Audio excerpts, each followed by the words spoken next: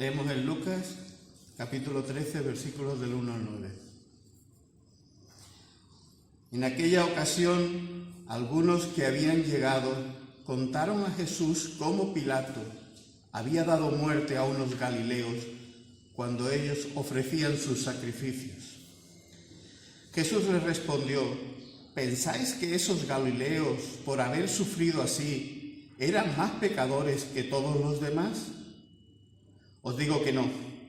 De la misma manera, todos vosotros pereceréis a menos que os arrepintáis. ¿O pensáis que aquellos 18 que fueron aplastados por la torre de Siloé eran más culpables que todos los demás habitantes de Jerusalén? Os digo que no. De la misma manera, todos vosotros pereceréis a menos que os arrepintáis. Entonces les contó esta parábola. Un hombre tenía una higuera plantada en su viñedo, pero cuando fue a buscar fruto en ella, no encontró nada. Así que le dijo al viñador: mira, ya hace 3 años que vengo a buscar fruto en esta higuera y no he encontrado nada. Córtala.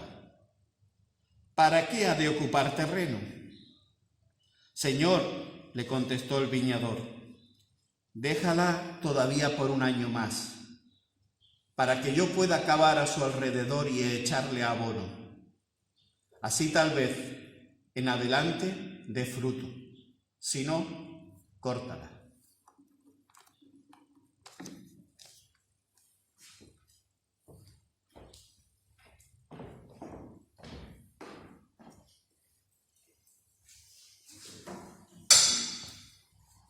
Qué curioso este pasaje, de verdad, qué oportuno me parece. Según dice el texto, resulta que hubo una matanza de Pilato a unos galileos y en el pasaje la gente está comentándolo. Y también hubo el desplome de la torre de Siloé, que al derrumbarse mató a 18 personas. Una matanza, por un lado, intencional, por parte de Pilato, y un daño natural, accidental, del desplome de la torre.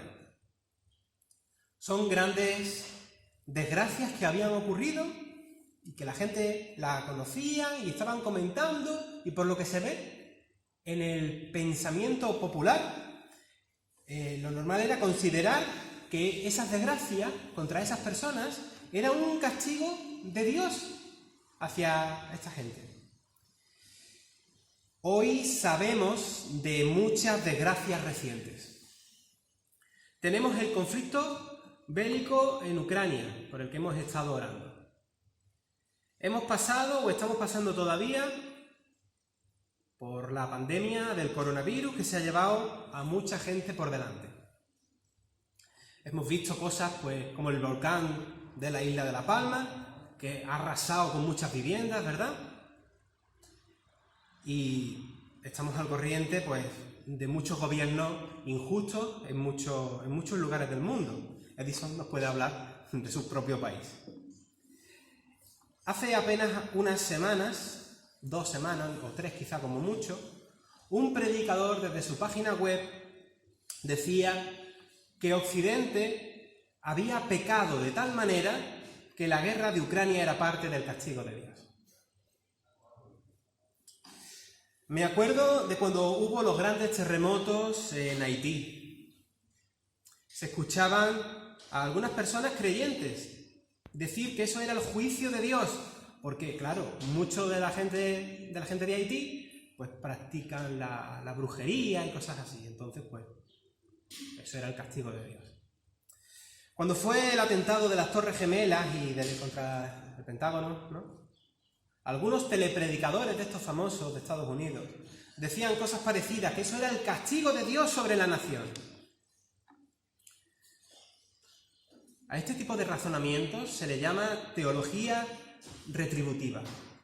Y el libro de Job, entre otros textos sapienciales que tenemos en la Biblia, nos enseña que esa forma de pensar no es correcta.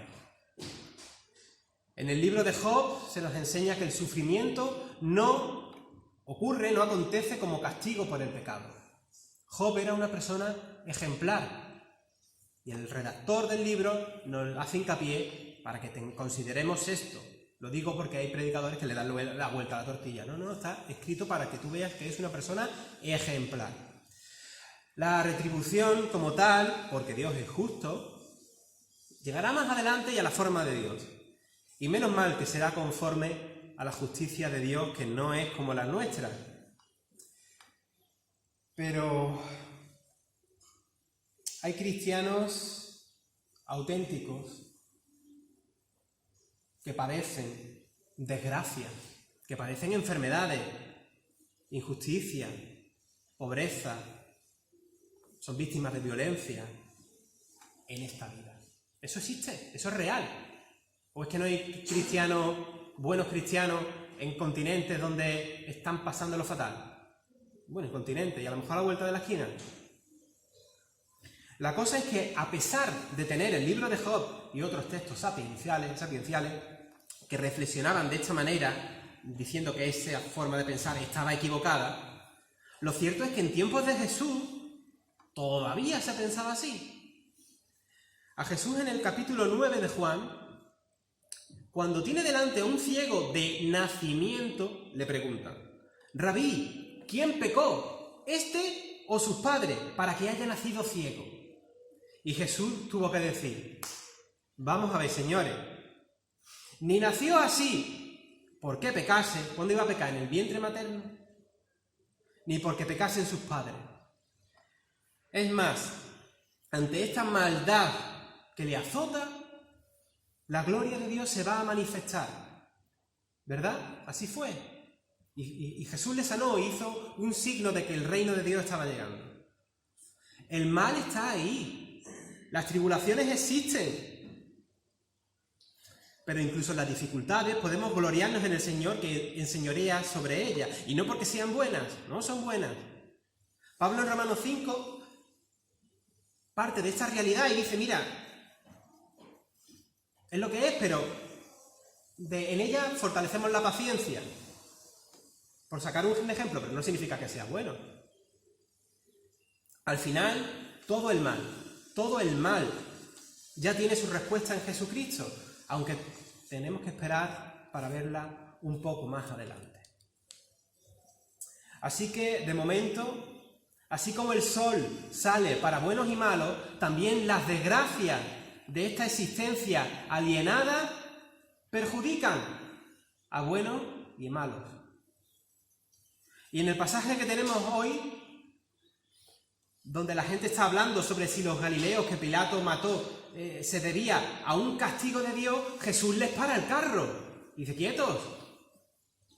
Jesús nos hace entender el sufrimiento humano de otro modo, pero no como una respuesta de la ira de Dios.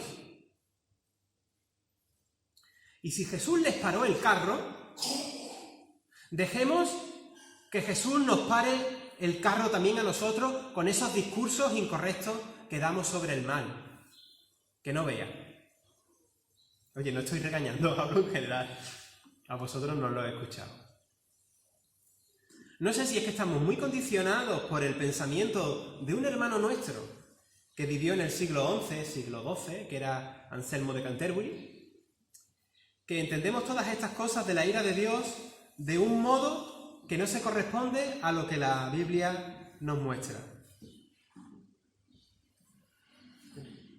¿Me va a hacer compañía? O a lo mejor es una cadena de cosas, ¿no?, que vamos heredando en el cristianismo occidental. Yo la verdad es que no lo sé muy bien. Lo mismo es una proyección nuestra de como seres humanos que somos, ¿no? Y proyectamos nuestros conceptos de venganza y de ira y se lo proyectamos a Dios. ¿Sabéis? Porque lo hemos dicho algunas veces. Hay una rama de la teología que se llama la teodicea. Ten cuidado con los cables, cariño. Que se pregunta, la teodicea se pregunta por el problema del mal. Si Dios es eternamente, ni más ni menos que eternamente, bueno, compasivo, misericordioso, auténticamente justo y no un justiciero. ¿Por qué ocurren las desgracias? ¿Por qué existe el mal o por qué lo permite? Esas son las preguntas de la Teodicea, preguntas que nos hacemos todos. Por desgracia, la Teodicea no es mi especialidad. Ya sabéis que la teología tiene muchas ramas y la Teodicea no es lo mío. Y creo que quizás es un tema que desde el razonamiento humano lo mismo no tiene solución. Y hay buenas propuestas interesantes.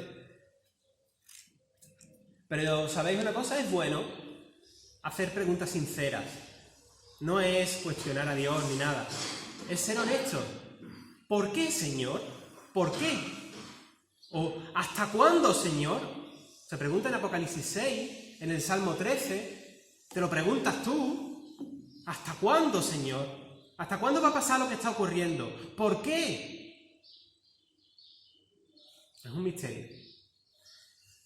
Pero esa teología de la retribución, de pensar que el castigo de Dios se traduce en una ira desorbitada para este tiempo y no para cuando llegue el día del Señor, que ni siquiera sería así, pero bueno, hace que las personas creyentes tengan ideas muy tóxicas y a veces extremadamente macabras. Para explicarlo mejor tenemos un ejemplo en la Biblia, en el capítulo 9 de este mismo Evangelio. Se ve, yo creo que aquí se ve muy bien esta forma tóxica de pensar en Dios. Cuando unos discípulos de Jesús se adelantan en el camino y pasan por un pueblo samaritano para prepararle al grupo de Jesús un hospedaje en ese pueblo, un hospedaje, van como una avanzadilla para preparar las cosas, ven que la gente de allí no les recibe al darse cuenta de que eran unos galileos que iban a Jerusalén. Que por cierto, ya ahí nos dice algo, los galileos no iban a Jerusalén pasando por Samaria, cruzaban el otro lado del Jordán y la bordeaban, pero no, Jesús sí iba por Samaria. Pero bueno, eso es otro tema.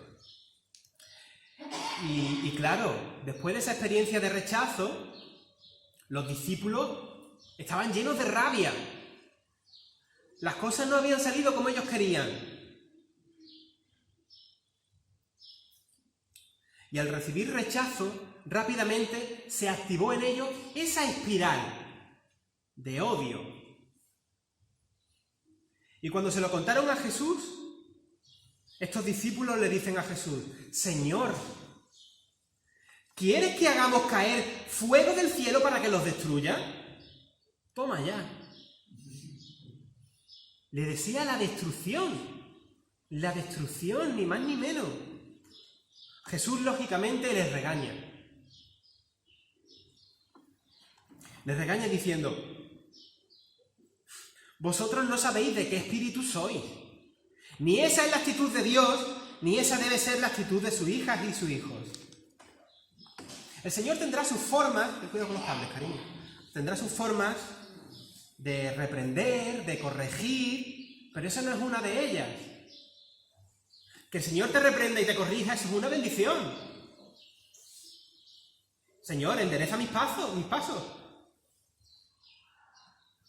Pero bueno, esa es otra ocasión donde Jesús les paró el carro. Y vuelvo a decir, como he dicho antes, si Jesús les paró el carro, que nos lo pare también a nosotros cuando vamos por esa línea. No hagamos juicios imprudentes y condenatorios en nombre de Dios, porque en realidad lo que aflora ahí o son nuestros odios, son nuestros prejuicios que tenemos en el corazón, o son una forma nociva de entender a Dios. Que Dios nos ayude a no ir por esa línea. A fin de cuentas, tú y yo estamos llamados a identificarnos con quienes sufren. Y ejemplos hay miles, como el buen samaritano, como la parábola del rico y Lázaro, y muchos más. Quien se pone a decir que Dios con la guerra de Ucrania está castigando a los ucranianos, que por cierto es un pueblo que tiene más creyentes comprometidos que por ejemplo aquí en España, quien piensa así, quien se pone a decir que eso viene de Dios, no puede luego ponerse del lado de los que sufren, porque entiende que ese sufrimiento se lo está mandando Dios y que se lo merecen. Por favor. Nosotros somos protestantes y esta iglesia es más concretamente de tradición reformada que entronca con el protestantismo histórico. Y valoramos mucho los aportes de los reformadores como Calvino. Sin embargo, creo que Calvino en su comprensión de la soberanía de Dios comete un patinazo cuando dice: cuando el gobernante es bueno, demuestra que Dios nos ama. Pero cuando el gobierno oprime, es para que recordemos que Dios tiene derecho a castigarnos. No, señor Calvino. No, Calvino, no. Es verdad que hay muchos pasajes bíblicos que nos enseñan que del sufrimiento se pueden sacar valores, pero porque Dios saca lo bueno hasta de lo malo, pero no porque sea voluntad ese tipo de cosas. Por lo menos en la forma en que vamos a pensarlo, ¿no? Normalmente. Aunque los que hubiesen estado debajo de esa torre que dice el texto, esa torre de Siloé, aunque hubiesen sido esa gente malos, malísimos, pues probablemente no hubiese sido esa la voluntad de Dios, que como dice 2 veces en el libro de Ezequiel, no quiere la muerte del impío, sino que el impío se aparte de su camino. Cuando ocurren cosas así, no son castigos de Dios. Fijaos que cuando Pablo estuvo en la cárcel por predicar a Cristo, ¿estuvo en la cárcel porque era un castigo de Dios? No. Y cuando se dice que los cristianos sufrirán tribulaciones, ¿es que acaso Dios nos está castigando? ¿O es más bien la inercia del mundo que nos ha tocado vivir? En serio, ¿qué locura es esta de decir que el mal viene de Dios? Jesús le dice a la gente que está allí comentando que la muerte de los Galileos pues era un castigo de Dios, les dice: ¿pero qué os creéis? Con otras palabras, en el texto, esta es la traducción Rubén habla hoy. ¿Pero qué os creéis? ¿Pensáis que esos Galileos eran más pecadores que el resto de los Galileos? ¿O que eran más pecadores que vosotros?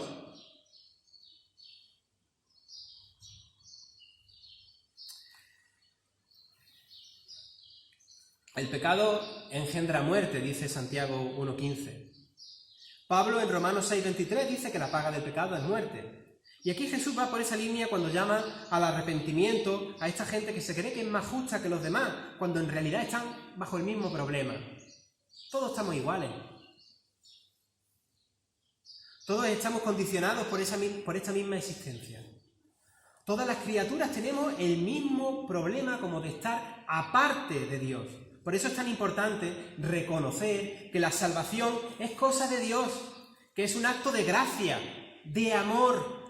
A pesar de ser pecadores, hoy sí que me trabo, a pesar de ser pecadores, Cristo murió por nosotros. ¿Tú qué te crees? ¿Que eres más bueno que los que estaban debajo de la torre? La dádiva de Dios, al contrario de lo que ya conocemos, es vida eterna por medio de Cristo. Por cerrar la cita de Romanos 6, que me he dejado abierta un poco más atrás. Qué importante es reconocer que somos justificados por lo que ha hecho Jesucristo y no por lo que cada uno de nosotros pueda hacer. Somos salvos por medio de la fe, y esto no es cosa de nosotros, porque es un don de Dios que no depende de lo que tú hagas o dejes de hacer, porque es un regalazo de Dios. Paráfrasis de Efesios 2:8. Así que comprendamos esto bien antes de lanzar acusaciones o discursos condenatorios, apoyándonos en catástrofes humanas o naturales o en guerra o lo que sea, diciendo que son un juicio de Dios contra los pecadores. Porque respecto a los pecadores, tanto tú como yo podemos decir, igual que dijo Pablo, de los cuales yo soy el primero. No te gloríes en ti misma o en ti mismo. No. Tenemos un Dios que en Cristo ha reconciliado el mundo consigo. Tenemos un Dios que es justo, pero su justicia no está aparte de su amor, como cree mucha gente, que cuando habla de los atributos de Dios parece que tiene un armario cajonera, de hecho, y va cada cosa suelta. ¿Cómo va a ir cada cosa suelta? Los atributos de Dios, eso para que te dé contundencia, no se estudian por separado.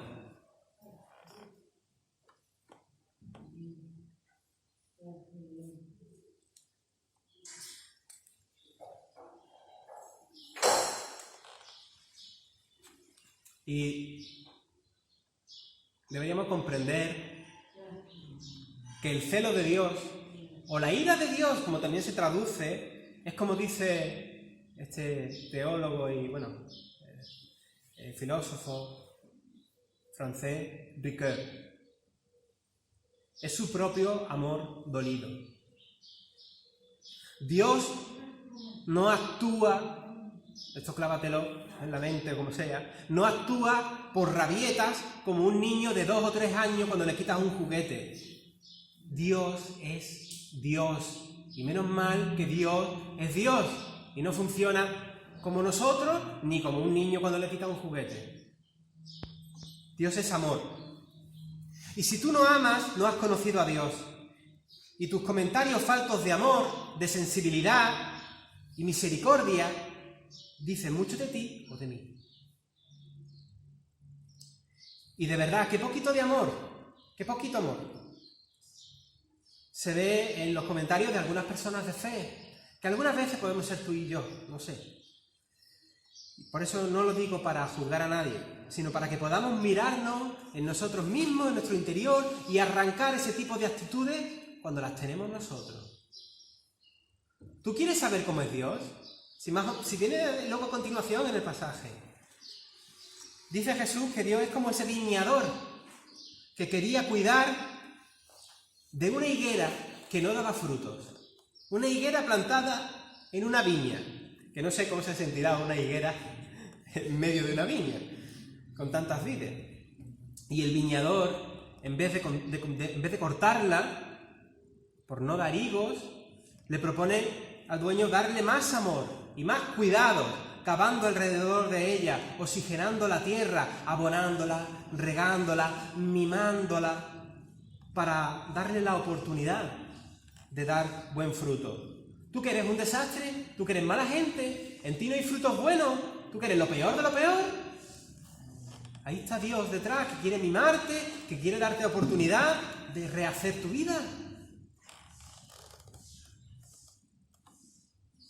El viñador todavía ve que en lo que aparenta ser inútil, pues ve su valor, ve su potencial, considera que esa higuera merece todavía la pena, a pesar de ser inútil.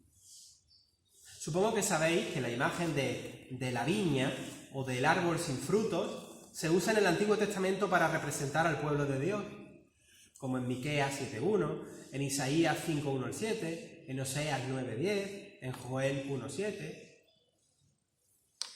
El pueblo de Dios había sido infiel y no daba su fruto. No había sido luz a las naciones. Probablemente, aunque coincide precisamente con el tiempo de maduración de una higuera, los 3 años que dice el viñador que quiere esperar para esa higuera, coincide con los 3 años en los que Jesús ejerció su ministerio. Y así se muestra la paciencia de un Dios que lo que quiere son los frutos del bien, los frutos del reino, por supuesto, los frutos del Espíritu. Y en esta paciencia, en esta espera, volvemos a ver la gracia de Dios de nuevo y su buena voluntad con los que todavía no dan buen fruto. Seamos agradecidos con la paciencia del Señor. Paciencia por la cual quiere que la humanidad se vuelva a Él y le acepte en esa relación de amistad que quiere dar.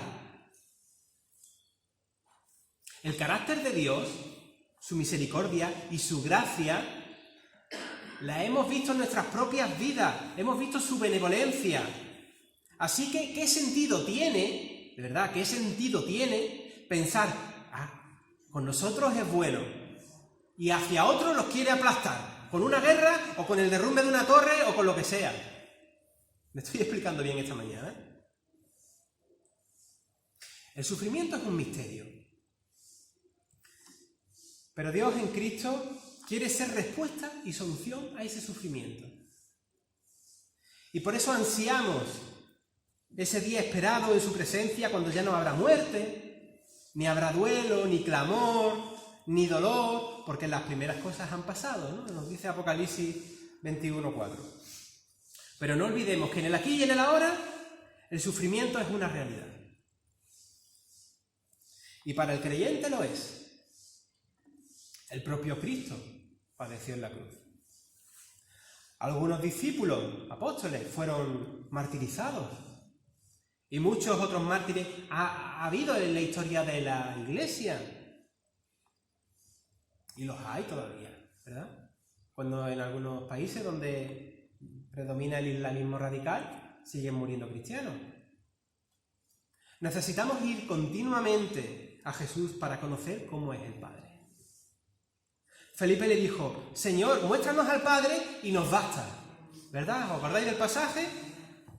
Hoy en día muchos cristianos hablan en nombre del Padre sin tener primero una relación con Jesús.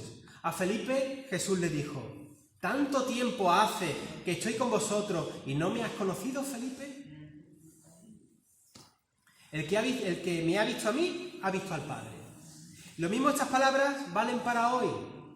Tanto tiempo en la iglesia, tanto tiempo incluso predicando en los púlpitos, ¿y todavía no conocéis el carácter del Padre?